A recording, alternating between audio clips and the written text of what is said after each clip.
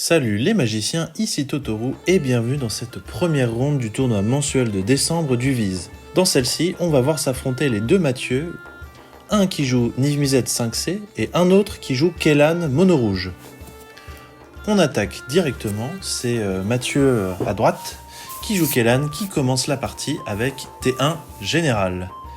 Du côté de Mathieu Niv 5C, donc je vais les appeler par le nom de leur commandant, sinon ce sera un petit peu compliqué de les différencier. Il pose un plateau. Du côté de Kellan, on joue un Emberheart Challenger qui pourra venir synergiser pas mal, puisque c'est à la fois une créature qui a la célérité et la prouesse, et qui va venir créer du card advantage, ou du moins assimilé, à chaque fois qu'il est cible de sort ou d'une capacité pour la première fois du tour, quand c'est nous qui le ciblons. Je pense que c'est un match-up qui est assez compliqué pour Niv 5C, qui ferait une bolt sur la petite souris. C'est un match-up qui est assez compliqué dans le sens où le joueur de Kellan va proposer une agression qui va être assez rapide. Il va falloir du côté de Mathieu temporiser les 4-5 premiers tours, attendre que le joueur de Kellan épuise ses ressources, inflige autant de dommages qu'il peut, essayer si possible de gagner des points de vie, de proposer des bloquants ou des choses comme ça qui permettent de temporiser, parce qu'on sait pertinemment que Niv 5C, une fois que la partie dure, il va avoir son taux de win rate qui va augmenter significativement, puisqu'il va pouvoir générer un maximum de value avec son général qui, à l'ETB, révèle le top 10 et prend une carte de chaque bicolorité maximum. Donc en l'occurrence, Mathieu est en train de tester actuellement une version un petit peu mid-range Reanimator. C'est la version qu'il a décidé de jouer. Je verrai si il me donne son accord pour que je mette sa decklist en commentaire. C'est une version qu'il a vraiment peaufinée avec pas mal de cartes qui répond plutôt au metagame actuel. Je trouve ça très malin de sa part de garder sa command zone de cœur, à savoir Niv-Mizzet, et de l'adapter en fonction un petit peu de son envie. Alors là, on voit qu'il développe un Renin 6 qui va être extrêmement embêtant pour le joueur de Kellan, parce qu'il a beaucoup de créatures avec 1 d'endurance. Donc là, le Renin 6, même si c'est 3 tours de suite, 3 fois je te ping une de tes bestioles, ce sera pertinent. Ça me choquerait pas que le joueur de droite envoie un choc ou un effet qui inflige des blessures dans le Vren plutôt que de le laisser tourner.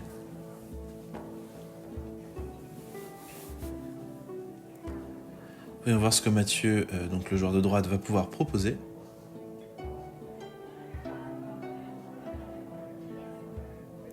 C'est un seau de lave. Qui peut, en fait, c'est un choc proactif qu'on joue et qu'on peut sacrifier ultérieurement si on le souhaite.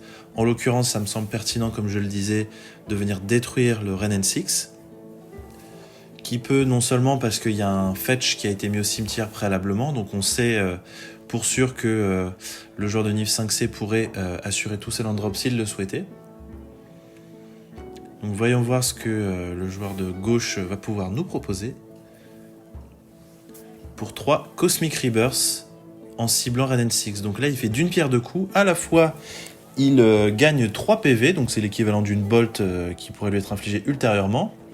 Il remonte son Renin 6 et il fait un +1 pour se renvoyer son fetch. Alors là, en termes de card advantage, on est vraiment solide. C'est une très belle ligne de play qui a été proposée par Mathieu Niv 5C. Du côté de Mathieu Kellan, j'ai l'impression qu'on a un petit peu de mal à trouver ses land drops. Maintenant, c'est pas forcément une mauvaise chose. Dans un deck qui a une mana curve qui est extrêmement basse, on peut également se dire que s'il n'a pas de terrain, ça veut dire qu'il a la main qui est remplie de sorts non créatures, donc de cartes actives. En l'occurrence, il va jouer un Symmetric Gatekeeper qui, quand il arrive en jeu, va exiler une carte d'un cimetière, et à chaque fois qu'un joueur, donc c'est un effet symétrique, à chaque fois qu'un joueur pose un terrain ou lance un sort qui partage un type avec la carte exilée par le Gatekeeper, il va se prendre 2 points de blessure.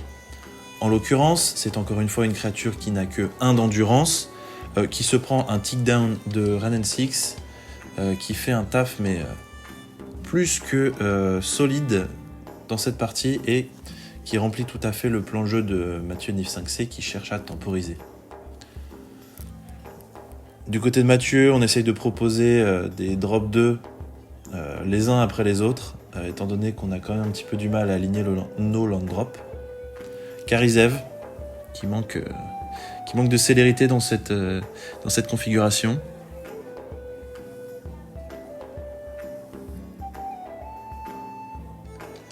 Mathieu qui, au tour 4, est toujours à 19 points de vie. Il faut quand même le noter. Du coup, il en profite du fin de tour du joueur de Kellan pour aller fetcher. Alors peut-être un Surveil Land, peut-être un Triome. On va voir ce qu'il a à nous proposer. En tout cas, c'est bien parti pour le joueur de Nif 5C qui déroule son plan de jeu comme un chef. C'est une plaque de cuisson, j'ai plus le nom en français ou en anglais. C'est le Surveilland Rakdos. C'est Rokus Theater, il me semble. Enfin, peu importe. L'idée, c'est qu'il va venir faire un surveil. Sur un malentendu, il révèle un effet. Alors, en réponse, avant le trigger de surveil, il cycle un triome pour venir piocher une carte à la fin du tour, donc prendre son tour effectivement après avoir regardé la carte du dessus. Donc c'est ça. Là, on va voir si du côté de Niv, on slam son général ou si on attend un petit peu. Effectivement, la petite synergie de Rennen Six ainsi qu'un Triome, tous les tours, on a une arène Phyrexiane pour 3 mana si on le souhaite. Donc effectivement, on a envie d'inverser la tendance du côté de Niv 5C. Donc on résout un général qui va proposer Airtie, Fire Ice, Général Rokirik, me semble-t-il, et Life and Death.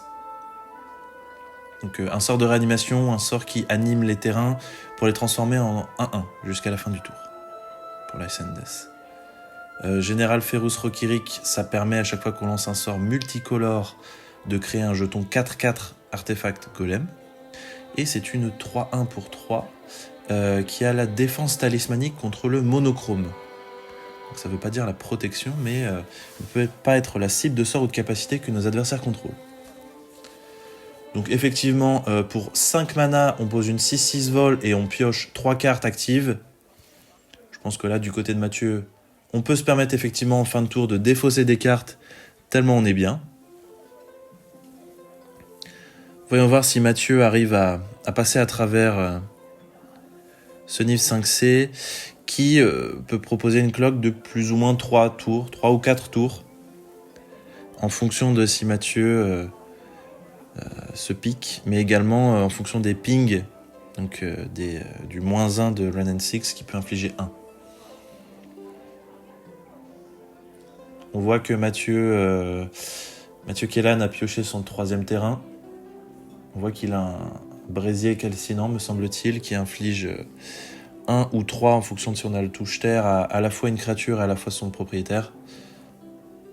Je sais pas trop pourquoi il joue ce Searing Blaze avant d'attaquer, puisqu'il est fort à parier que Niv 5C va bloquer le jeton Ragavan, donc il va subir 2 blessures. On se dit que il manquerait un petit point pour détruire le Niv adverse. Je n'ai pas vraiment la réflexion de la part de Mathieu Kellan. Je pense que je pourrais lui poser la question. Ça pourrait être intéressant également. N'hésitez pas également à m'indiquer en commentaire si ça vous intéresse, parce que je sais que les 2 joueurs m'ont proposé de commenter potentiellement leurs vidéos. Dites-moi si ça vous intéresse d'avoir un retour peut-être, un retour d'expérience sur leur partie, de la part des joueurs qu'on voit en caméra. Bon, évidemment, quand je passe en caméra, j'essaye de vous dire un petit peu quel était mon état d'esprit à ce moment-là. Petite interruption pour indiquer que Mathieu a attaqué Mathieu. Il a attaqué le Ren N6, donc il n'a pas infligé de blessure à un adversaire. Techniquement, il n'a pas le droit de lancer le coup de spectacle. Ce qui veut dire que théoriquement, il aurait dû payer 3 mana. Bon, les deux joueurs ne s'en sont pas rendus compte. Je leur ai déjà donné l'information qu'il y avait eu une petite erreur de ruling là-dessus. À l'avenir, ne pas hésiter, si on a un doute, à appeler un judge. Ils sont là pour ça. Et il vaut mieux appeler un judge et poser une question plutôt que de devoir l'appeler après avoir fait une bêtise. C'était un petit message de la part du comité des judges anonymes. Donc au final, on voit que le Light Up the Stage a révélé 2 blasts. Toujours pas de terrain. Donc grand moment de solitude du côté de joueurs de Kellan. Les manas, c'est pas pour tout de suite. Je ne sais pas combien il en joue. Quelque chose comme 36, il me semble. Du côté de Mathieu, on a tout à fait intérêt à développer éventuellement une menace supplémentaire, mais encore, c'est même pas obligé. D'attaquer tout simplement avec son If 5C et de clôturer en 2 ou 3 tours. Là, on adopte une position un peu plus tempo après avoir cherché à contrôler la partie pour justement résoudre une menace, essayer de la défendre et de disrupter le plan de jeu adverse.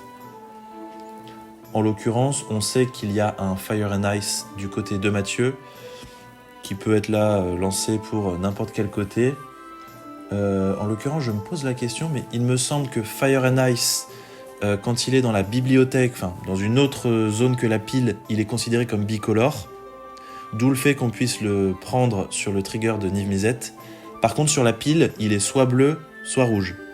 Ce qui signifie que le général Ferus Rokirik ne crée pas de jetons quand on lance un Fire and Ice. Normalement, je dis pas trop de bêtises là-dessus. Voyons voir ce que Mathieu Kellan peut proposer. C'est un feu de goudron, un Tarfire, qui cible une cible qui n'est pas légale, puisqu'il y a bien Hexproof contre le monochrome. Mathieu s'est trompé là-dessus, donc voilà, évidemment on rembobine et on change la cible sur le Ren N6, qui est plus cohérent également. C'était sans compter un Drone in the Lock du côté de Niv 5C, qui en l'occurrence va faire un trigger de Rokirik. Kiri. Ce qui propose une cloque, si ce n'est létale, vraiment solide du côté de Mathieu. Il me semble qu'avec son Fire and Ice, il peut engager la Karizev adverse, faire un tick down de Ren pour lui coller 1, elle passe à 13. On a 6, 4 et 3, ce qui fait également 13. Donc a priori, à moins que Mathieu ne joue une autre créature qui va venir poser problème. En l'occurrence, il joue une Force of Rage pour essayer de venir gratter des points. Bon, Mathieu, il est évidemment solide sur les appuis. Force of Will, je me pique un petit point de vie, je te pitch une Nadu et vas-y que je te contre ton sort. T'es full tap, ok. Donc là, il n'y a plus qu'à dérouler du côté de Niv 5C.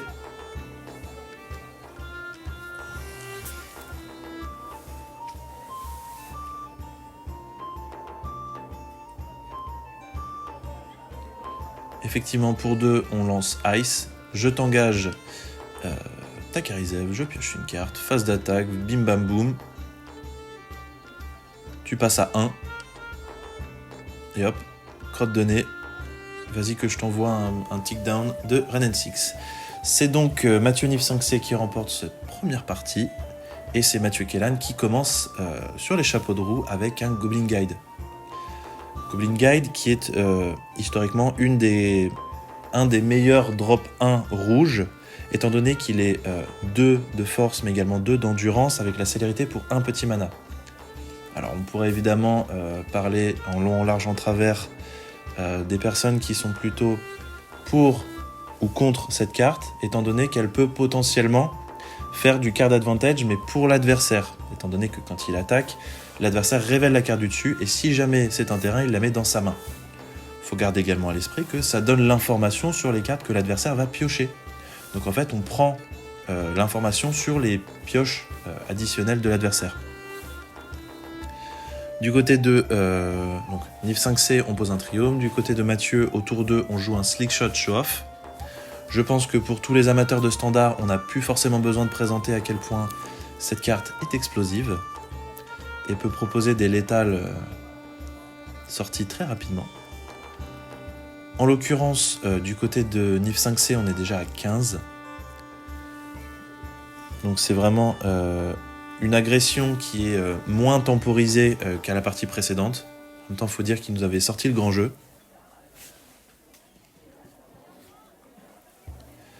Voyons voir comment le joueur de Kellan arrive à séquencer pour essayer d'infliger un maximum de dommages. Dans un premier temps, trigger de Goblin Guide, on renvoie un terrain, je ne sais pas exactement lequel.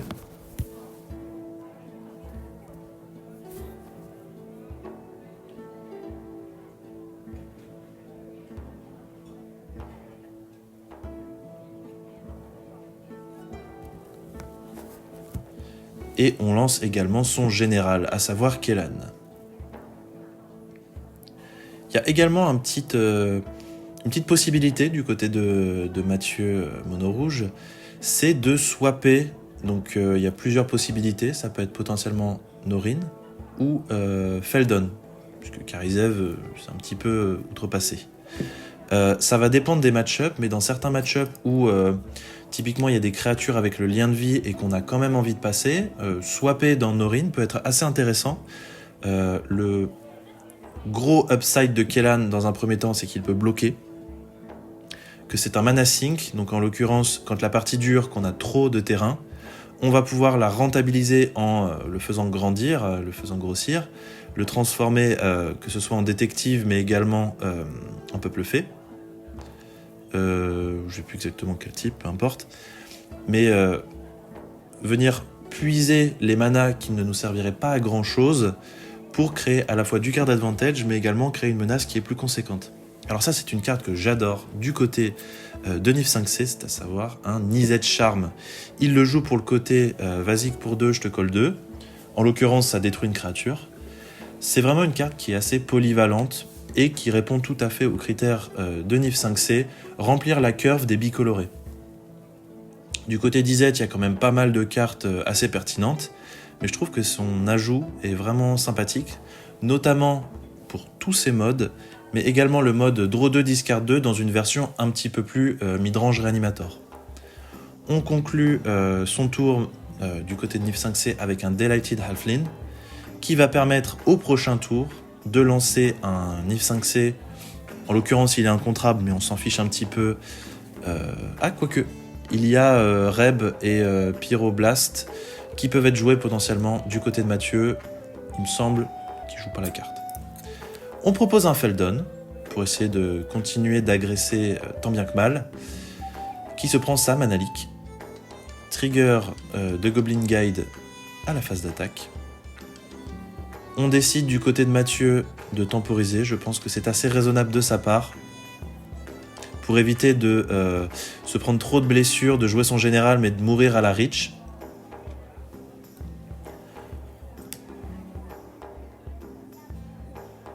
Donc on arrive à 4 mana, j'ose espérer qu'il a de quoi soit poser du board, soit répondre aux menaces du joueur de Kellan.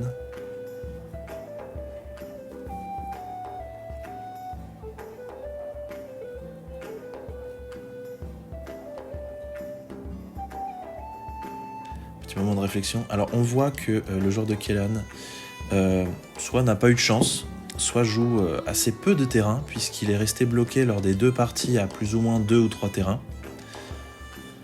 On va dire qu'il a manqué de bol sur ce coup-là. Mathieu, le joueur de Nif 5C, qui intelligemment attend de révéler sur sa phase d'attaque sur le trigger de Goblin Guide avant de fetcher, puisque ça lui donne du coup un terrain supplémentaire dans ses cartes à révéler potentiellement sur le trigger. Faut faire attention simplement de ne pas révéler un mauvais terrain si jamais on a un sort à lancer en flash par exemple.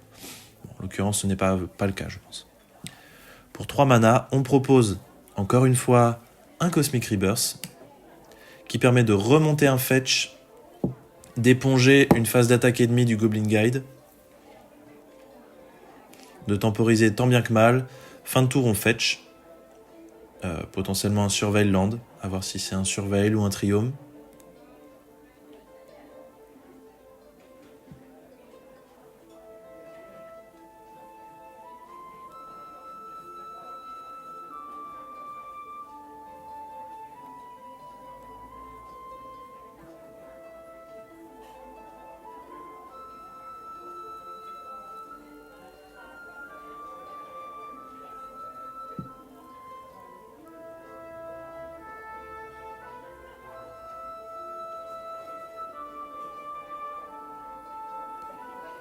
Et du coup, on décide d'aller fetcher dans une plaine de base du côté de Nif 5C. Là, je pense concrètement que l'idée va être de lancer le général,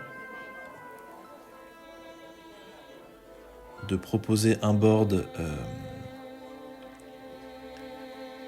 que le joueur de Kellan ne pourra pas renverser.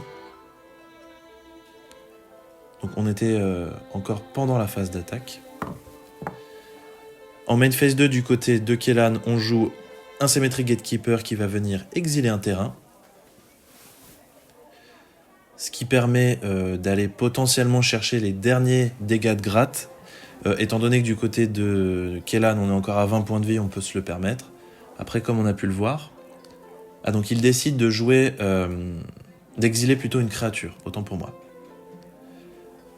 Du côté de Mathieu, on voit que son deck building a été bien pensé. Il a identifié ses faiblesses, notamment le fait que Red Deck Wins ou Burn, c'est assez technique. Donc il joue pas mal de cartes. Donc là, on a vu Cosmic Rebirth, on voit Faithful Mending, justement, des cartes qui font gagner des points de vie, qui permettent aussi également de la récursivité, de piocher, de looter des cartes, donc d'alimenter son plan de jeu, mais en même temps de temporiser un petit peu au niveau des points de vie, puisqu'il faut quand même garder à l'esprit que life is a resource, ça permet de temporiser au niveau des tours, qu'il ne faut pas avoir peur par moment de subir quelques phases d'attaque si ça nous permet de développer notre plan de jeu. Même si on gagne avec 1 point de vie, peu importe. Qu'on soit 1 ou 20, ça ne changera rien sur le fait qu'on gagne ou pas. Du coup, on peut poser un terrain du côté de Nif 5C sans se prendre 2 petits points. On commence avec un Drone in the Lock pour détruire le Cemetery Gatekeeper. Ça tombe bien en plus, il y avait pile poil 2 cartes dans le cimetière du joueur de Kellan.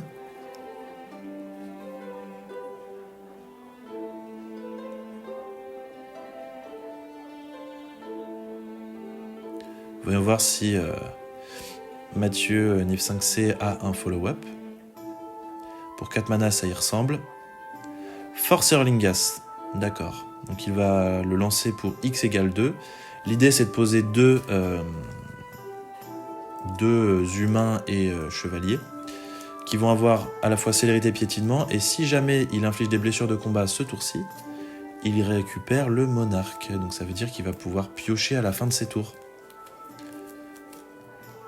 Je saurais pas trop dire si c'est un petit peu de la gourmandise parce que il attaque avec un jeton, donc il prend le monarque, super.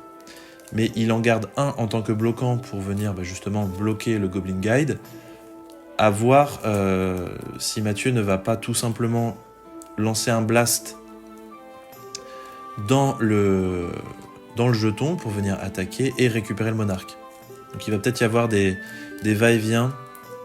On voit qu'il y a une créature, donc c'est Ash Zealot, qui inflige 3 blessures pour chaque sort lancé depuis le cimetière, qui est joué du côté, qui est en tout cas dans la main de Mathieu Kellan.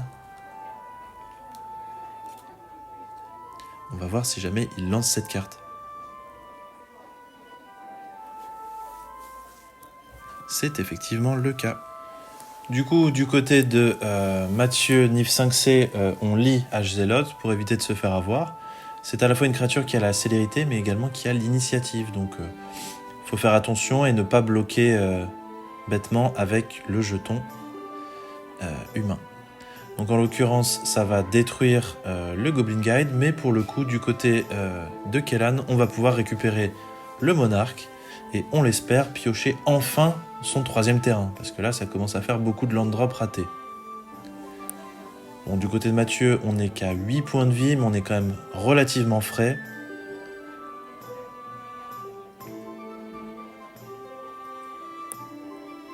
Je pense qu'on peut assez aisément slammer son général, éventuellement garder 1 ou 2 mana up pour avoir une forme d'interaction. Là, il a 7 mana, si je dis pas de bêtises. 6, 7, 8, attends, 5, 6, 7, 8. Non, 7. Donc, phase d'attaque avec le jeton pour récupérer le monarque.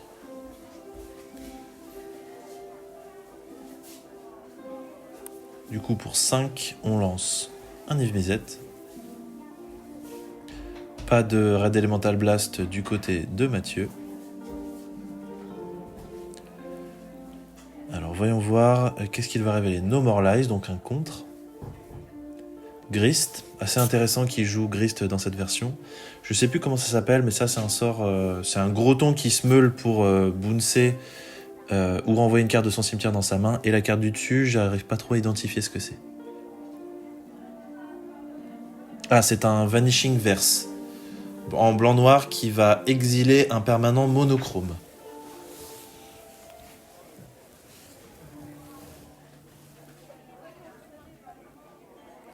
Donc encore une fois, un Yves Misette qui fait piocher 4 cartes, donc qui permet à Mathieu Niv 5C de remplir sa main plus que convenablement, sachant qu'en plus il a récupéré le monarque. Donc là, le pistolet est chargé.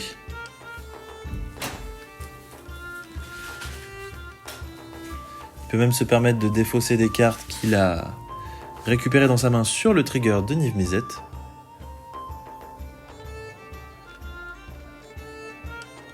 Bon là, du côté de Kellan, le but va être d'essayer de passer à travers le Niv qu'on ne va pas forcément réussir à blaster pour retirer de la partie. 8 dommages, ça se fait plus que correctement. Suffit d'un Fire Blast et d'un Flare of Duplication. J'ai déjà vu cette séquence de haut vol mise en pratique lors d'un tournoi. Donc c'est jouable. Maintenant, il faut quand même admettre que Mathieu Niv 5C est dans une position de force.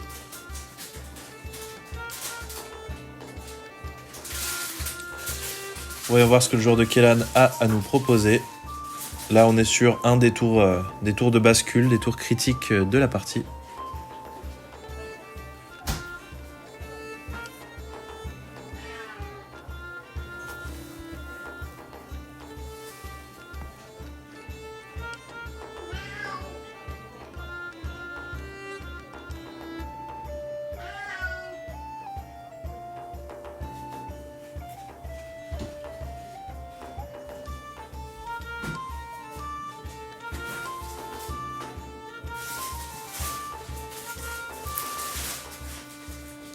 Grand moment de réflexion du côté de Kellan et en même temps on le comprend. S'agirait pas de se tirer une balle dans le pied à cet instant, qui est assez crucial pour lui. S'il veut aller chercher la troisième partie et la victoire, il va falloir résoudre une forme de puzzle qui lui est proposée.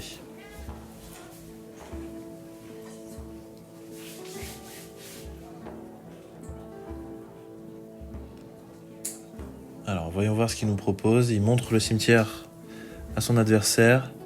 Ah, donc il fait un Detective's Phoenix pour son coup de Bisto. Là, je pense que c'est tout simplement un guet-apens. Étant donné que H-Zealot a l'initiative, il part du principe que Mathieu, donc Niv 5C, pourrait bloquer sa 4-4 vol initiative et rajouter un random shock pour venir le tuer sans perdre sa propre créature. Ce qui n'est pas nécessairement un pari gagnant, étant donné que du côté de Niv 5C, on pourrait tout simplement relancer son général, refaire un maximum de value le tour suivant. Et là, je pense encore une fois qu'il y a une petite erreur d'appréciation au niveau du sequencing. Pourquoi ne pas lancer le brasier après la phase des bloquants, avant les blessures? pour voir un petit peu comment le joueur de Nif 5C aurait pu réagir justement. Bon, en l'occurrence, le joueur de Kellan avait l'information qu'il y avait un contre et le mana pour le lancer. Maintenant, à voir si c'était ce qu'il y avait de plus pertinent. En l'occurrence, du côté de Mathieu, on est blindé d'interactions, donc il y a juste à jouer à tap-top avec les quelques menaces que va pouvoir proposer le joueur de Kellan. Et d'ici quelques tours, ça pourra être une fin de partie. Donc effectivement, la carte dont je parlais tout à l'heure, c'est une colossale Sky Turtle, rien que ça. On est sur un gros pâté de Kamigawa qui a été channel pour renvoyer dans la main de son propriétaire une carte. Alors j'ai pas bien vu. Ah oui, effectivement, donc. Il y a une des deux cartes, donc le H-Zealot a été renvoyé en main, ce qui résulte que la créature qui était en bisto revient en tant que créature en jeu. Cette créature, en l'occurrence, s'est pris un Vanishing Verse, ce qui fait qu'elle a été exilée. Étant donné qu'elle peut être bisto depuis le cimetière, c'est assez pertinent de l'exiler, de ne pas la bouncer ou de la renvoyer de la détruire, je veux dire. Phase d'attaque, du côté de Mathieu, c'est soit on a une réponse, soit on est mort au prochain tour. Mathieu Kellan. En désespoir de cause, on peut toujours relancer son général, mais ça ne viendra pas sauver la partie.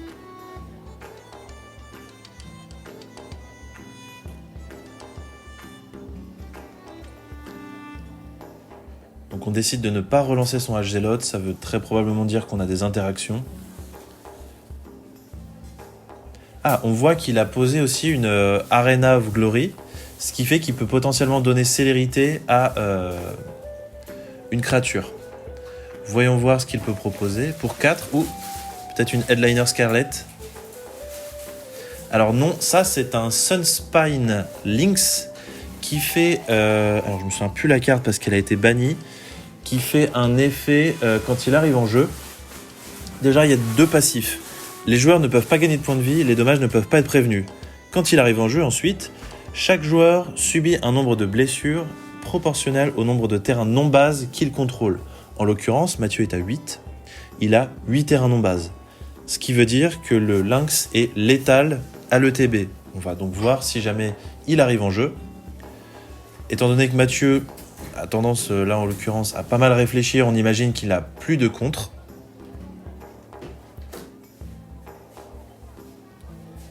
C'est une solitude. Alors, quelle va être la cible de la solitude ? Ça, c'est une pirouette de haut vol. Il décide de faire une solitude sur son propre général, de gagner 6 points de vie, sachant que le Lynx a 5 de force. Donc, théoriquement, après résolution TVA déduite, il arriverait à 1 point de vie. Voyons voir si le joueur de Nif 5C arrive à se ressortir de ce retournement de situation imprévue. Ah, il me semble qu'il a fait chien basique, donc il n'en a que 7, il n'en a pas 8. Effectivement, il passe à 2 points de vie, autant pour moi.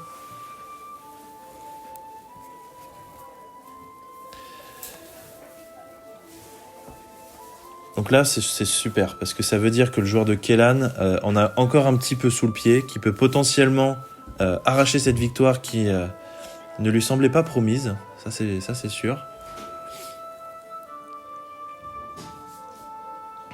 Un véritable cliffhanger.